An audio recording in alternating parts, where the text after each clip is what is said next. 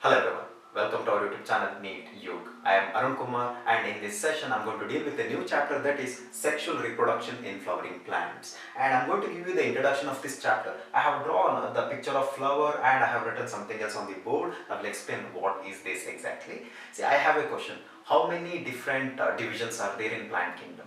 5.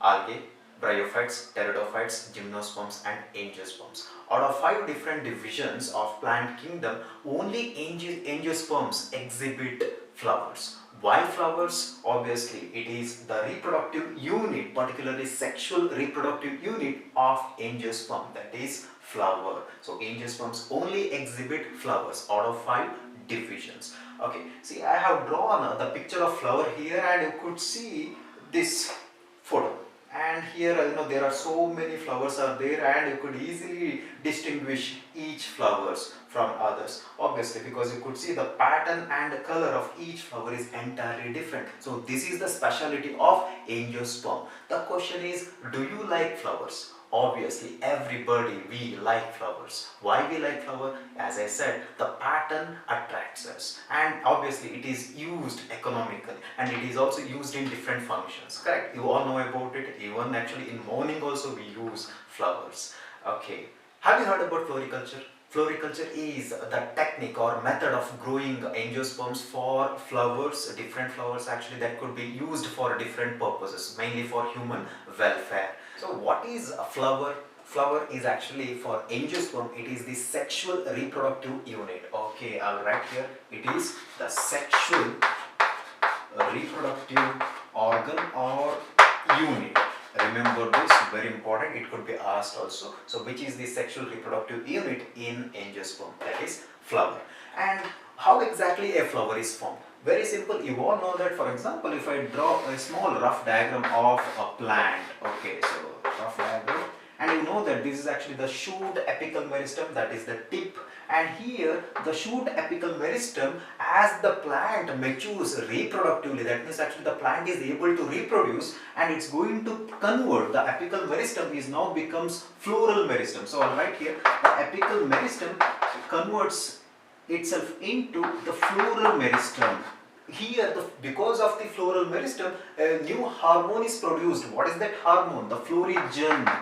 So I'll write here, because of the activity of the PGR, plant growth regulator, that is the florigen, a flower bud is produced. Here, the flower bud is produced. I'll write FB, flower bud is produced, and this flower bud actually going to produce the flower. So remember this. First apical meristem, then actually it changes to floral meristem. Because of the activity of the florigen, the hormone, floral bud is produced, and because of the floral bud, a flower is produced. When flower produces, obviously when a plant attains its reproductive maturity. So that means a plant is now able to reproduce. What kind of reproduction? Sexual reproduction. Remember this. Okay, see, I have written the 4 different sets of whorls. In a flower, you could see 4 different sets of whorl are there. What are they? See, you could see the calyx, and then this is the brightly colored part of the flower, that is actually the corolla, and you could see the androecium, that is the members obviously called as the stamen, and collectively it is called as androecium, and then actually this is the gynoecium. The member of the gynoecium is called as carpel. Remember,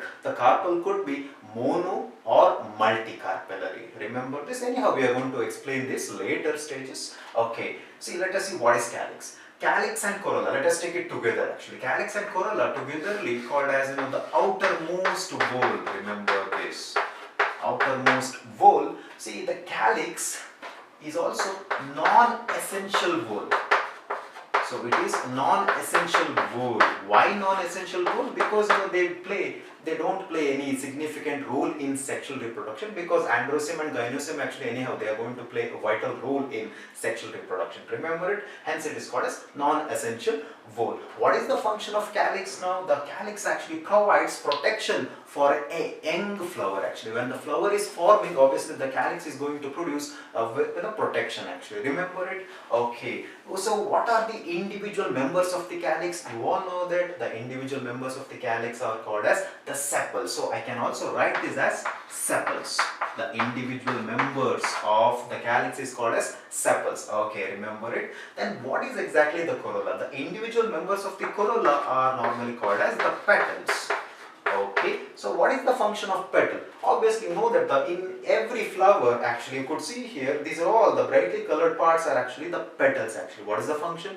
Particularly they attract the insects or any other animals for pollination. So this is a very important function of the petal. So petal is also outermost whole as well as non-essential whole. I forgot to tell you one thing, that calyx is the first accessory whole. Remember, you may get this. Name the first accessory whole of a flower, that is calyx. Then which is the second accessory whole? That is the corolla. Remember it. Okay, so second accessory whole.